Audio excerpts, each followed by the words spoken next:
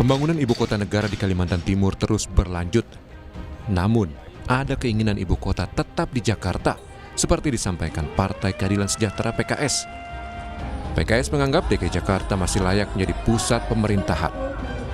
Menurut Presiden PKS Ahmad Syahiku, alasan pemindahan ibu kota soal pemerataan ekonomi tidaklah tepat. Maka kita akan menginisiasi bahwa ibu kota negara tetap di Jakarta. Lalu bagaimana dengan yang sekarang sudah dibangun di Kalimantan tetap di ibu kota Nusantara? Nah, itu akan tetap kita jadikan pusat pertumbuhan ekonomi. Ibu kota pertumbuhan ekonomi. Tentu kita dengan konsep green economy ya, karena memang di sana adalah paru-paru Indonesia dan juga diakui sebagai paru-paru dunia. Sementara itu, Capres nomor 1 yang diusung PKS, Anies Baswedan, memang tak secara tegas menanggapi partai pengusungnya. Anies menyebut pembangunan harusnya bukan hanya di satu lokasi, tapi di banyak lokasi. Yang dibutuhkan di Indonesia hari ini adalah pemerataan pertumbuhan, di mana pembangunan itu dilakukan bukan hanya di satu lokasi, tapi di banyak lokasi. Karena kita menginginkan agar kesetaraan kesempatan itu muncul.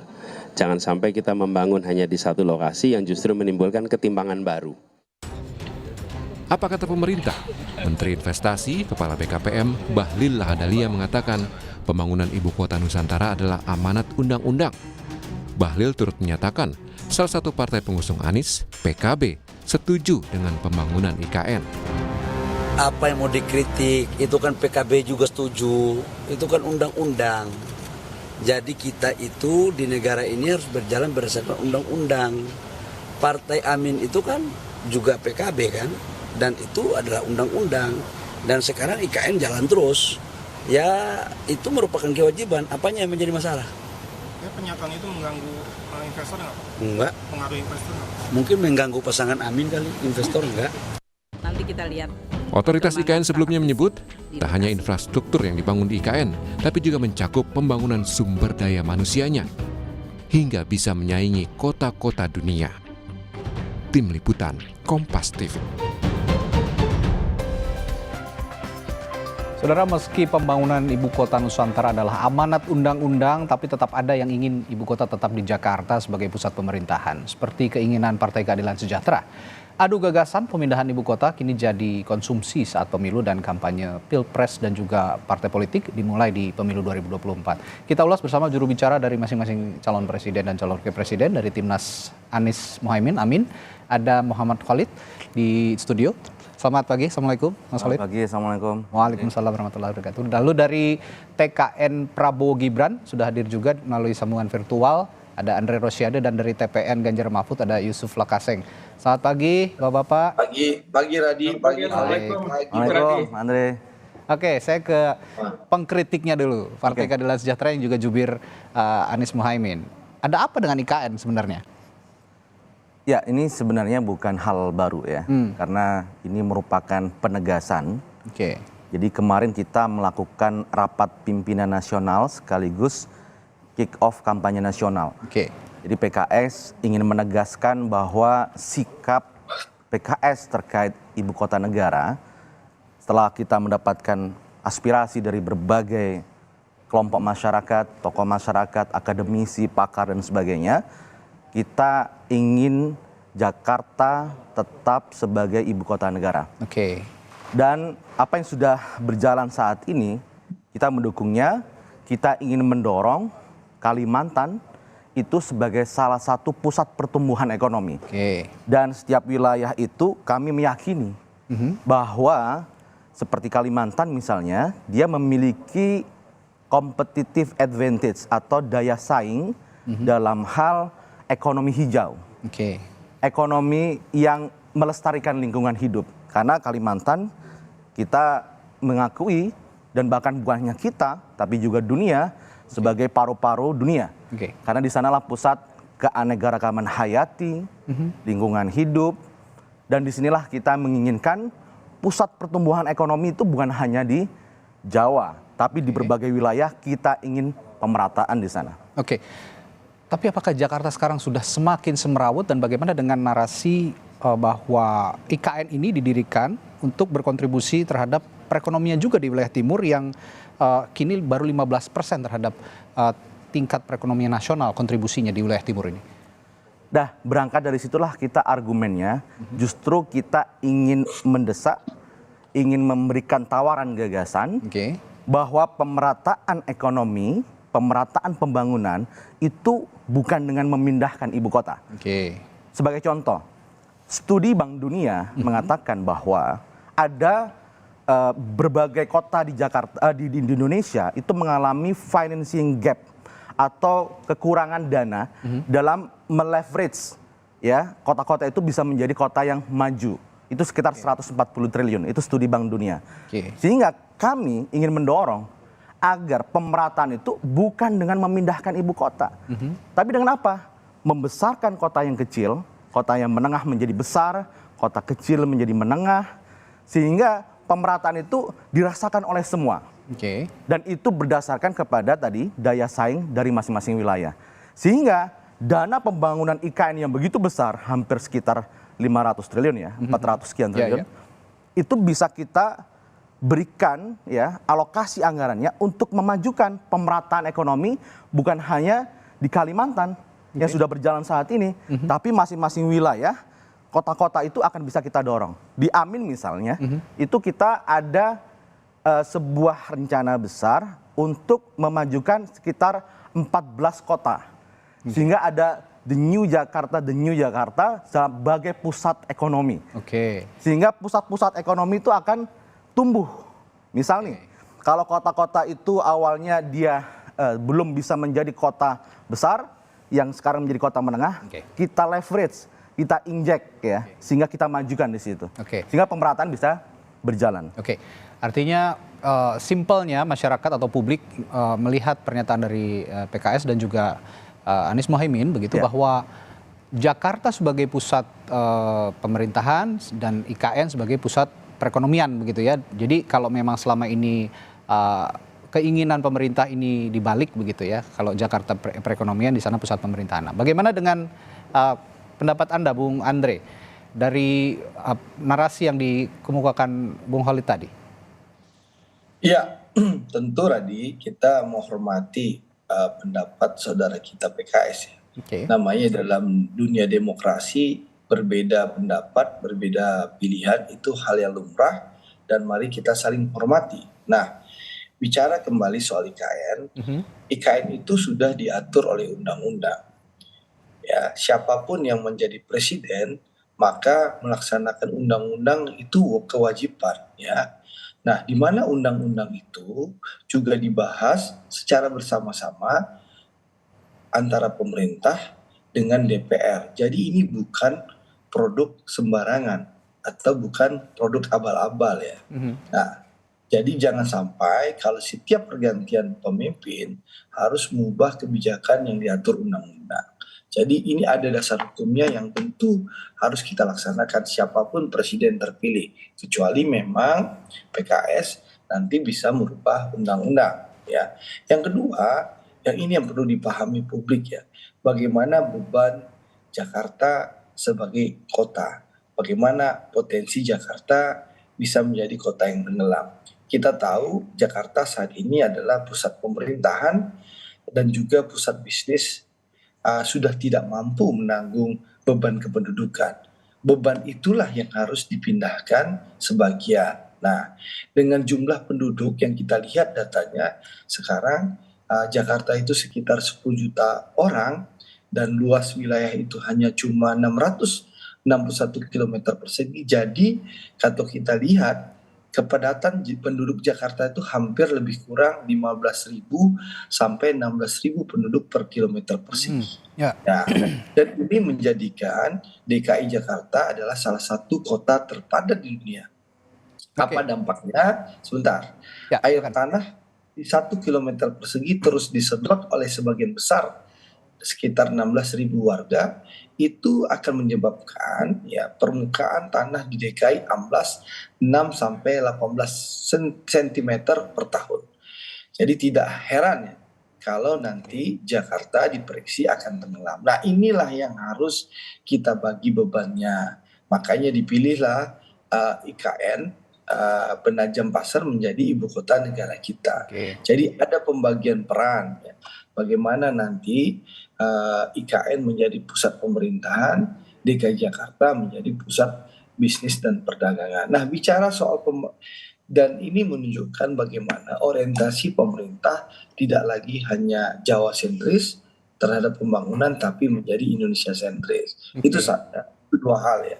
Lalu yang ketiga, menanggapi Khalid soal pemerataan pembangunan. Saya rasa pemerintah Pak Jokowi sudah berkomitmen soal pemerataan pembangunan ini. Bagaimana seluruh daerah, seluruh provinsi itu mendapat kue pembangunan yang merata. Bahkan contoh, saya ini daerah Sumatera Barat. Saya sekarang ada di Sumatera Barat. Pak Jokowi ya menunjukkan keberpihakan yang begitu luar biasa. Contoh saya sendiri sebagai anggota DPR, kita lihat ada pasar yang sudah hancur sejak 2009. Saya menyampaikan kepada pemerintah, pemerintah mengelontorkan ratusan miliar, termasuk pembangunan tol di Sumatera. Bagaimana pemerintah pusat ingin terjadi percepatan pembangunan di Sumatera. Sumatera Barat pun, di mana Pak Jokowi kalah telak dengan Pak Prabowo dapat 87%, tetap dapat kue pembangunan tol. Memang disayangkan kami lebih lambat dari daerah-daerah lain. Di saat provinsi yang lain berlari cepat, tolnya tersambung dan pembangunan lancar. Nah, di kampung kami Sumatera Barat yang kebetulan 3 periode dipimpin oleh partainya Khalid, begitu lamban bin lambin, sehingga anggaran triliunan yang diberikan oleh itu opini subjektif. Lambat. Lambat bin lambin itu. Pas Khalid dari PKS. Jadi tidak ada isu pemerataan. Bahkan di NTB ya gubernurnya juga dari PKS, Bang Zulkifli Mansah, itu presiden berkomitmen melakukan percepatan pembangunan di NTB. Jadi jangan kita mispersepsi seakan-akan pembangunan IKN itu malah kita pemerintah tidak memperhatikan atau tidak melakukan pemerataan atau tidak melakukan pembangunan di daerah yang lain. Ini mispersepsi. Ini mindset yang salah. Yang ada adalah bagaimana pemerintah membagi beban. DKI sebagai ibu kota negara dan pusat bisnis itu berbagi nantinya dengan IKN. Ibu kota negara, pusat administrasi negara dipindah ke IKN, DKI tetap menjadi pusat bisnis dan pusat perdagangan. Dan juga sekali lagi pemerintah tentu akan berkomitmen membangun di seluruh wilayah Indonesia dan percepatan pembangunan. Itulah komitmen Pak Prabowo sebagai calon presiden yang representasi akan melanjutkan keberhasilan pemerintahan Pak Jokowi. Yang baik kita lanjutkan, yang belum baik tentu kita akan sempurnakan demi kepentingan seluruh rakyat Indonesia. Begitu, Rai. Saya yakin sebentar, Bung Khalid, saya yakin juga akan ada sanggahan soal ini. Tapi saya kasih kesempatan dulu untuk tim ses dari Ganjar Mahfud, ada Bung Yusuf Lakaseng. Bung Yusuf, saya melihat bahwa Ganjar Mahfud sejauh ini melalui tim sesnya juga, ini narasinya masih sebatas membela IKN itu bisa berdiri tetap di di Penajam Pasir Utara di Kalimantan, itu karena dengan narasi bahwa IKN itu adalah simbolik pembangunan Indonesia, jadi tidak boleh Java sentris, tapi belum mengemukakan alasan-alasan konkretnya kenapa memang IKN itu harus dipertahankan, keberadaannya tetap dibangun. Nah, dari narasi yang dibangun oleh PKS dan juga Anies Muhaimin, apa yang bisa Anda kemukakan soal bagaimana IKN ini tetap harus ada karena jangan sampai ada Java sentris? Data-data apa yang bisa Anda ungkap? Ya, Radi, jadi pertama adalah IKN ini, soal IKN ini untuk meluruskan bahwa selama ini kan semenjak pasca putusan MK itu kan orang menganggap bahwa Ganjar Mahfud ini antitesa banget sama Jokowi. Jadi soal IKN ini memperjelas positioning kita bahwa apa yang baik dari Pak Jokowi akan kita lanjutkan, apa yang kurang baik, apa yang tidak baik akan kita koreksi dan perbaiki. Nah, soal IKN ini komitmen Ganjar Mahfud jelas akan menuntaskan, akan melanjutkan, karena ini adalah utang sejarah. Pemindahan ibu kota itu sudah digagas sejak Presiden Soekarno. Pada tahun 1957 ketika Soekarno datang ke Palangkaraya, meresmikan Palangkaraya sebagai ibu kota Kalimantan Selatan, saat itu Soekarno sudah menggagas bahwa ibu kota akan dipindahkan ke Kalimantan. Tapi entah apa yang terjadi kemudian itu tidak jadi. Kemudian pada masuk terjadi rotasi kekuasaan ke Orde Baru, itu digagas lagi pada 1997 oleh Presiden Soeharto, keluar Kepres nomor 1 tahun 97 yang membangun Jonggol sebagai kota mandiri yang diperuntukkan untuk ibu kota atau pusat pemerintahan baru. Bahkan pada pemerintahan SBY pun sudah digagas juga pada 2013 ada skenario itu, diantaranya akan membangun ibu kota baru tidak jauh dari Jakarta 50 atau 70 km atau bahkan di luar kota Jakarta.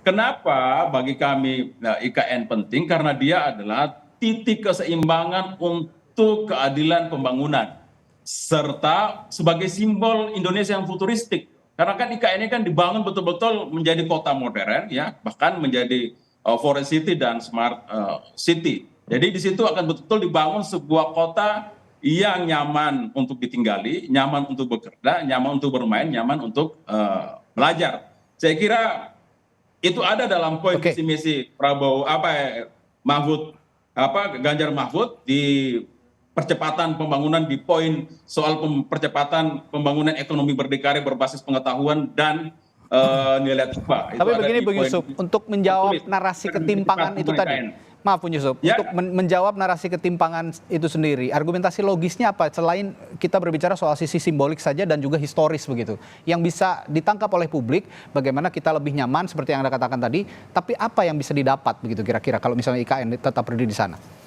Oh ya, jelas ketika IKN dibangun itu akan muncul pertumbuhan daerah pertumbuhan ekonomi baru, khususnya di Kalimantan, di Sulawesi dan di daerah timur lainnya. Untuk daerah Sulawesi Tengah tempat kelahiran saya saja sudah menyiapkan diri menjadi daerah penyangga ibu kota. Barusan Presiden sudah meresmikan pusat pangan nasional untuk membackup kebutuhan dari ibu kota Nusantara ketika dipindahkan semua aktivitas pemerintahan pusat ke IKN. Gitu, Radi. Baik. Saya kembali ke Bung Khalid. Tadi sepertinya akan menjawab kritik juga dari Bung Andre soal bagaimana PKS sebagai pengkritik IKN juga tidak banyak membangun Sumatera Barat karena pernah memimpin Sumatera Barat dan juga Nusa Tenggara. Jawaban Anda, Bung Khalid? Nggak, itu terlalu lokalistik. Hal itu. Saya ingin mengomentari begini. Saya ingin mengutip dari pandangan dari seorang guru besar ekonomi dan beliau adalah pakar lingkungan hidup. Jika memang ada beban permasalahan yang ada di Jakarta, maka sebagai seorang pemimpin itu tidak boleh meninggalkan permasalahan itu. Kita harus selesaikan masalah kemacetan. Maka kita harus melakukan revolusi dalam public transportation, masalah lingkungan hidup. Maka pembangunan di Jakarta harus lebih membangun berdasarkan konservasi kelestarian hidup tersebut. Sehingga kalau kita ingin menjadikan masalah ini selesai tidak dengan cara instan, dengan memindahkan ibu kota. Kan dulu begini, wah kalau saya jadi presiden Jakarta akan selesai masalahnya. Tidak begitu. Jadi kita harus hadapi, kita harus selesaikan permasalahan itu. Terus yang kedua, bagaimana kita melihat Jakarta ini, kita juga harus melihat akar historisnya, Mas Dhani. Jadi Jakarta ini adalah simbol historis bangsa ini. Sebagai sebuah satu bangsa, kita di situ ada Sumpah Pemuda. Sebagai sebuah negara, kita di situ ada proklamasi kemerdekaan. Jadi nilai historis ini tidak bisa diabaikan. Nah, kalau kita pindah IKN, kita sudah melakukan research, ya, penelitian, tidak ada korelasi antara pemindahan ibu kota dengan equity atau pemerataan itu. Jadi ini adalah sebuah keinginannya adalah ingin equality, ingin pemerataan, tapi caranya tidak tepat dengan memindah ibu kota. Pemerataan itu kalau kita buka apapun literatur studi yang ada dalam economic development, itu adalah dengan cara membangun pusat-pusat pertumbuhan ekonomi baru. Bukan dengan memindahkan IKN. Jadi inilah poin pentingnya. Bagaimana instrumennya? Pertama, instrumen fiskal, masalah kebijakan fiskal. Yang kedua, instrumen moneter. Yang ketiga, instrumen industrial policy. Dan disinilah kita akan bisa membangun pusat-pusat pertumbuhan baru. Kalau kita bayangkan nih, Mas Radi dan mungkin warga yang menonton, bahwa ketika kita memindahkan ke IKN ini dari Jakarta. Yang pindah itu siapa sih sebenarnya? Hanya pemerintahnya saja. Pemerintahan saja kan. Dan inilah kita, kalau kita bicara masalah pengurangan beban dan sebagainya, tidak terlalu signifikan. Yang harus kita lakukan adalah please dengan membuat fiscal policy yang lebih adil. Please membuat monetary policy yang lebih merata. Bagaimana membuat industrialization yang lebih merata. Itu yang kita harus lakukan. Sehingga kota-kota yang sekarang itu belum maju menjadi lebih maju. Nah, anggaran 400 hampir 500 T itu kita buat desain polisinya ke arah sana.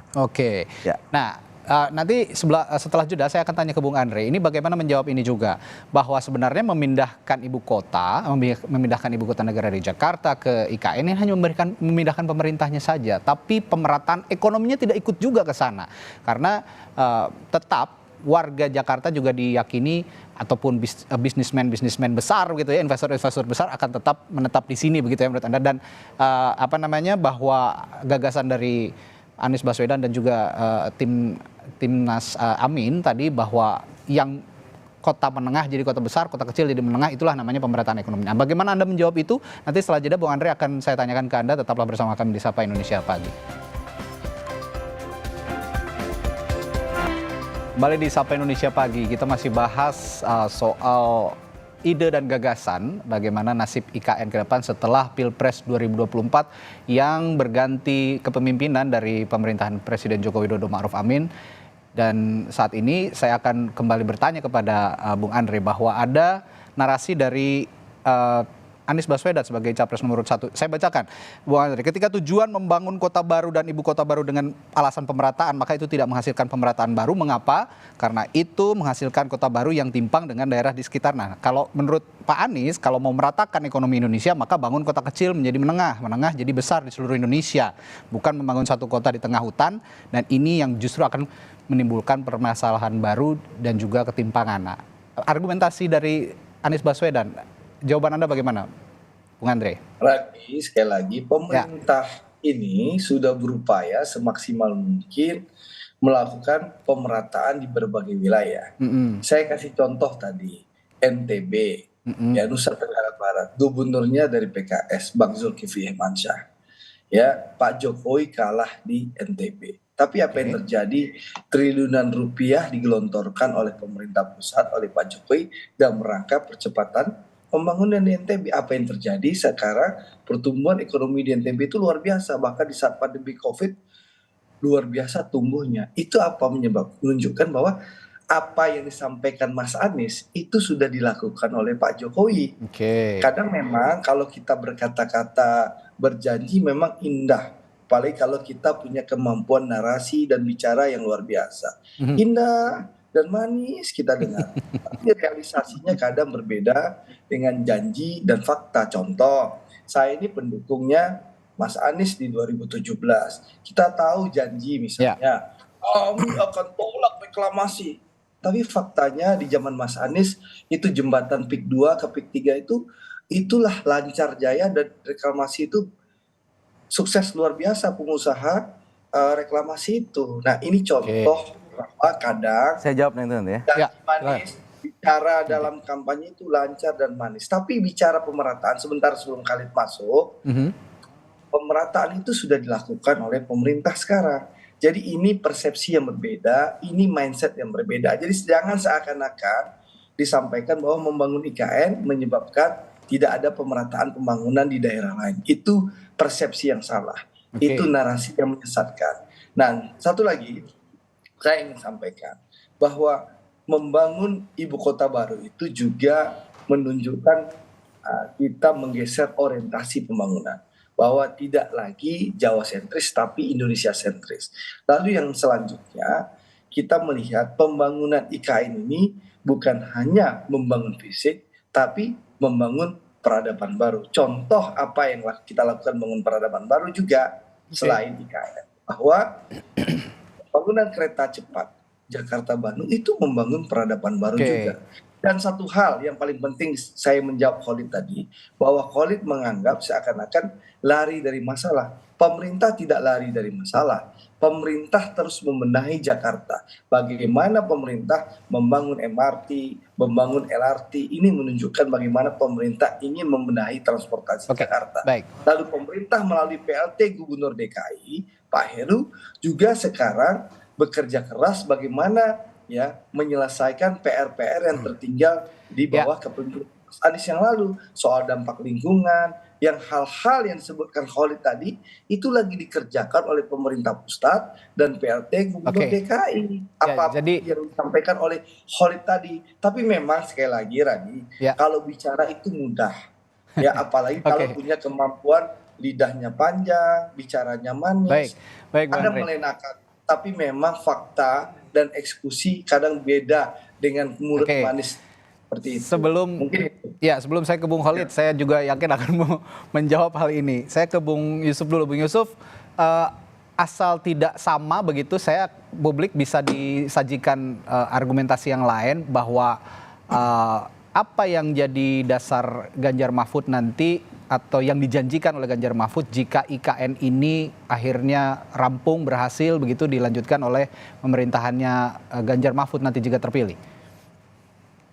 Ya tentunya yang kita komitmen ya bahwa Ganjar Mahfud akan mempercepat ibu kota ini pembangunannya, kan dalam perencanaan yang sekarang itu ada 5 tahap tuh sampai 2045. Jika memungkinkan, kita harus bisa lebih cepat dari itu. Kemudian yang berikutnya, mungkin akan kita koreksi ya, Radia.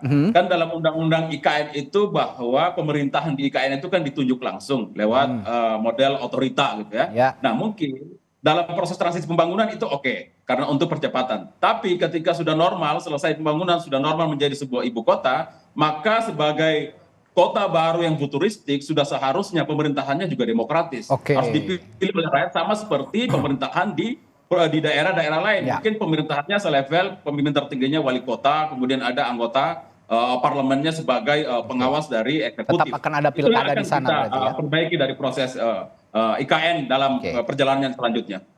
Oke, jadi ini yang dijanjikan oleh Ganjar Mahfud, ini juga ide dan gagasan bahwa IKN meskipun saat ini nanti akan misalnya pembangunan berlanjut begitu akan dipimpin oleh kepala otorita, tapi jika sudah pembangunan sudah established gitu, tetap proses demokrasi di Ibu Kota Nusantara harus dilakukan gitu ya, akan ada pemilihan kepala daerah di sana untuk memimpin IKN. Nah, saya akan ke Bung Khalid. Bung Khalid, jadi kalau kata Bung Andre tadi tidak usah khawatir lah, Pak Jokowi ini sudah juga memberikan contoh bahwa pemerataan pembangunan itu tidak hanya semata-mata karena IKN, karena ada pembangunan di Nusa Tenggara, ada pembangunan di kereta cepat Jakarta Bandung seperti yang diungkapkan. Jadi apa khawatirannya sebenarnya? Enggak, ini hanya masalah sebuah pilihan. Kalau dalam ilmu ekonomi itu kita namanya ada resources, ada sumber daya, mana yang paling optimal kita gunakan. Kita mau achieve pemerataan ekonomi. Apakah solusinya IKN? Tidak. Kami memandang itu bukan solusinya. Jadi apa yang dilakukan Pak Jokowi sekarang sebenarnya sudah bisa dilanjutkan begitu ya, tidak perlu memindahkan ibu kota. Tidak perlu menggunakan IKN. Dan jadi kita tadi saya sampaikan bahwa konsep kita adalah membangun pertumbuhan ekonomi baru. Dan itu yang harus kita akselerasi. Mana yang menjadi pusat ekonomi hijau, mana yang menjadi pusat pariwisata, mana yang menjadi pusat industri nikel, mana yang menjadi pusat daya saing di bidang ekonomi sumber daya alam dan sebagainya. Dan itu yang harus kita akselerasi. Dan ini konsep yang ingin kita tawarkan. Jadi jangan khawatir. Misalnya sekarang di Nusantara sudah dibangun. Itu tetap kita lanjutkan. Tapi konsepnya bukan sebagai ibu kota. Karena Jakarta, kita sebagai bangsa, kita sebagai negara, punya nilai historis di situ. Bahkan salah satu, kenapa PKS menolak, kita sama nih dengan tim Ganjar Mahfud. Salah satu poinnya adalah, di otoritas sekarang kan tidak ada konsep demokrasinya. Nah, ini harus juga kita koreksi. Sebagai ibu kota, dia itu harus menjadi role model. Role model bukan hanya dalam pembangunan ekonomi, tapi dalam sisi budaya, dalam sisi demokrasi. Itu juga harus menjadi role model di sana. Dan ini juga harus kita koreksi. Nah, disinilah tadi saya ingin mengkoreksi, misal nih, janji manis dan sebagainya dari Bang Andre. Apa yang dilakukan oleh Mas Anies Baswedan di Jakarta, kita ini sama-sama pendukungnya Mas Anies waktu di Jakarta. Jadi saya ingin mengingatkan memori lagi kepada Bang Andre bahwa ya di Jakarta ketika reklamasi yang sudah dibangun nggak mungkin dong kita dibongkar. Tapi yang belum dibangun, yang ini nggak boleh dilanjutkan. Sehingga apa yang kita lakukan bukan hanya perubahan, itu bongkar total, nggak begitu. Ya, misal nih ada kekhawatiran PKS menang, Jakarta tetap ibu kota. Loh, yang sudah dibangun dibongkar dong? Nggak dibongkar. Tapi kita memiliki konsep pembangunan, tidak boleh langsung membongkar itu, tapi kita memiliki strategi yang berbeda. Seperti? Strategi kita adalah bagaimana Kalimantan, ya bukan hanya Kalimantan Timur, menjadi pusat-pusat pertumbuhan ekonomi baru. Dan inilah yang harus kita dorong, sehingga apa? Menciptakan lapangan pekerjaan, mengurangi kemiskinan, dan mengurangi ketimpangan. Itu yang ingin kita tawarkan. Nah, hal terakhir yang harus Anda jawab juga Bung Khalid. Sebagai informasi kan pembangunan IKN di Kabupaten Penajam Pasir Utara ini telah dimulai sejak 2021 dan ada dalam Undang-Undang Nomor 21 Tahun 2023 itu sudah mengamanahkan mengenai kelanjutan pembangunan IKN pada kepemimpinan presiden selanjutnya. Ini sudah ada di undang-undangnya. Nah, kalau memang Anda tidak setuju, PKS tidak setuju dan Amin tidak setuju dengan pembangunan IKN ini, apa yang Anda akan lakukan dengan keberadaan undang-undang ini juga? Jadi begini, kita kan kemarin di launching nasional mengatakan jika rakyat Indonesia memberikan amanah kepada PKS menjadi partai pemenang, maka kita akan menggagas, menginisiasi perubahan undang-undang itu. Bisa. Kita bisa mengundangkan revisi undang-undang, dan kalau kita menang Pilpres, kita ajukan kepada calon presiden kita, Bapak Anies Muhaimin, ya, untuk bisa melakukan perubahan itu. Itu juga bisa. Sebentar, tapi kalau merubah undang-undang, bukankah percepatan pembangunan itu juga nanti akan terhambat kembali? Konsepnya berubah. Konsepnya berubah, bukan pindah ibu kota. Jakarta akan tetap menjadi ibu kota negara, tapi Nusantara saat ini menjadi pusat pertumbuhan ekonomi hijau. Pusat pertumbuhan ekonomi yang ada di IKN itu apakah nanti juga jika merubah undang-undang tidak akan kembali mundur begitu? Enggak. Terhambat? Justru apa yang terjadi di Jakarta ini kita perbaiki, kita selesaikan, ya, masalahnya itu. Dan apa yang sekarang sudah dibangun kita lanjutkan, tapi dengan konsep yang berbeda, bukan sebagai sebuah ibu kota negara. Baik. Bung Andre, terakhir juga buat Anda, jadi komitmen Prabowo Gibran lanjut IKN, tapi yang harus diketahui juga oleh publik bahwa keberlanjutan ini harus punya target juga. Kira-kira ada pembahasan di internal Prabowo Gibran kapan IKN ini akan bisa kemudian memberikan dampak positif bagi masyarakat secara instan tentunya? Ya, jadi begini, Radi. Yang pasti tentu kami berkomitmen, pasangan Pak Prabowo dan Mas Gibran berkomitmen akan melanjutkan kebijakan yang sudah baik dan menyempurnakan kebijakan yang mungkin belum baik untuk masyarakat. Itu komitmennya sebagai kalimat kita yang menyampaikan bagian dari keberlanjutan. Kan seperti itu tagline kami. Nah, tentu masalah IKN sekali lagi kita akan mendorong pemerintah secepatnya bagaimana ya IKN ini betul-betul bisa memberikan dampak positif bagi masyarakat. Tapi sekali lagi, Radi, memindahkan ibu kota itu tentu butuh waktu, butuh proses, ya. Dan ini bukan hanya sekedar membangun infrastruktur, tapi kita membangun ekosistem dan membangun peradaban baru. Jadi insya Allah mohon doanya, mohon dukungannya, kita bersama-sama membangun IKN, dan insya Allah IKN yang kita harapkan ini bisa sukses, betul-betul menunjukkan bahwa pembangunan tidak lagi Jawa sentris, tapi Indonesia sentris, dan juga sekali lagi IKN ini betul-betul bisa menopang seluruh wilayah yang ada di Kalimantan sehingga terjadi percepatan pembangunan dan juga sekali lagi pemerataan pembangunan tidak hanya di Jawa dan di IKN tapi tentu ada di seluruh Indonesia. Karena sekali lagi presiden terpilih di 2024 adalah presiden seluruh rakyat Indonesia. Yang paling penting siapapun yang terpilih itu presiden kita semua, dan pesan kami di 28 November di hari perdana kampanye ini, mari kita bersama-sama ciptakan pemilu yang riang dan gembira, jauh dari fitnah, jauh dari hoax, dan jauh dari kemarah-marahan. Karena rakyat butuh pemilu yang riang gembira, bukan pemilu yang marah-marah. Seperti itu. Baik, terakhir ke Bung Yusuf. Bung Yusuf, jika berbicara soal penolakan begitu ya, penolakan IKN di masa kampanye, sebenarnya penolakan ini bukan hanya di masa kampanye ya, di sebelum-sebelumnya juga sudah ada riak-riak penolakan itu, bahkan di sekitar masyarakat IKN sendiri ada yang tidak setuju dengan keberadaan IKN. Nah, untuk Ganjar Mahfud, tim ses Ganjar Mahfud dan juga Ganjar Mahfud nanti jika terpilih, bagaimana Anda menjelaskan kepada orang-orang atau publik yang masih ragu dengan pendirian IKN ini, penolakan yang terjadi dalam berbagai elemen, ini bisa diyakinkan oleh Ganjar Mahfud bahwa IKN ini bisa memberikan dampak positif bagi masyarakat. Apa janji Ganjar Mahfud untuk mereka yang menolak ini? Ya, jadi pemindahan IKN ini memang ada dua hal sekaligus yang langsung terdampak ya. Yang pertama adalah dia mengurangi atau solusi dari beban Jakarta yang sudah sangat berat.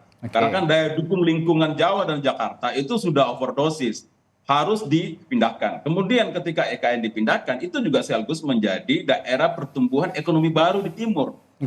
Kalau gulanya dipindah, kita berharap semutnya ikut, karena semut pasti selalu akan ikut gula, gitu ya. Itu logikanya. Dan itu sudah terbukti ketika IKN dalam proses pembangunan dan terbukti sekarang berjalan terus, targetnya bahkan 17 Agustus tahun depan akan dirayakan, diupacarakan di sana, itu sudah terbukti. Ya, itu kan simbolik tapi Bung Yusuf. Ekonomi di wilayah-wilayah daerah di Kalimantan, di Sulawesi, ya, di daerah timur khususnya. Jadi ketika itu menjadi target pemerataan pembangunan, itu betul-betul terjadi. Jadi menurut saya IKN ini adalah satu simbol bahwa kita mampu membangun sebuah ibu kota baru yang lebih hebat dari ibu kota manapun di dunia. Karena ini adalah daerah baru, betul-betul dirancang dari baru dengan teknologi canggih, ya. Konsepnya Forest City dan Smart City, dan itu konsepnya futuristik bermasa depan. Jadi saya kira ini akan menjadi kebanggaan kita semua dan sudah menjadi kewajiban dari Ganjar Mahfud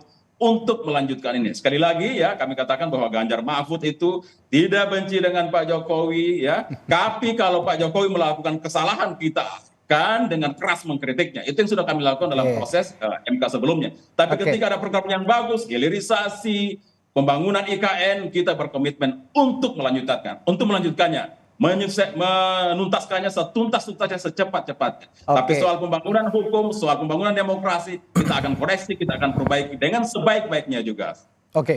Ini Tadi baik, silakan. Ya, saya sedikit ingin koreksi sedikit. Saya di sini berbicara sebagai perwakilan juru bicara PKS ya. Jadi karena konsep Jakarta tetap ibu kota negara itu adalah kampanye gagasan yang di-launching oleh PKS. Jadi tadi ada masukan juga gitu bahwa tentu di tim Amin itu akan dilakukan penggodokan secara khusus terlebih dahulu. Sedangkan ini adalah sikap resmi dari Partai Keadilan Sejahtera yang merupakan pertanggungjawaban publik PKS yang sebelumnya kita sudah menolak RUU IKN. Sehingga ini kami sampaikan sebagai sikap resmi Partai Keadilan Sejahtera yang merupakan pengusung dari Amin. Jadi masih akan dibahas karena di dalamnya juga ada PKB yang sebelumnya membahas undang-undang IKN dan setuju begitu ya. Ini juga perlu bicara bersama lagi, duduk bareng lagi bagaimana nanti jika Amin sukses begitu ya memenangi Pilpres, dan konsep soal IKN ini harus dibahas lagi dengan internal koalisi begitu ya pastinya. Baik. Senang sekali pagi hari ini kita berbicara ide dan gagasan di hari pertama kampanye Pilpres, baik partai politik maupun calon presiden, calon wakil presiden diwakili oleh juru bicara tim ses masing-masing. Ada Timnas Amin, Timnas Anies Muhaimin di studio, Muhammad Khalid, dan juga dari TKN, juru bicara PKS juga, Muhammad Khalid. Lalu dari TKN Prabowo Gibran, Andre Rosiade, dan TPN Ganjar Mahfud, Yusuf Lakaseng telah berbagi perspektifnya soal IKN pagi hari ini. Terima kasih Bapak-Bapak, sehat selalu, sampai jumpa lain waktu. Ya, terima kasih. Sukses semua. Sukses Pak Andre, Pak Yusuf.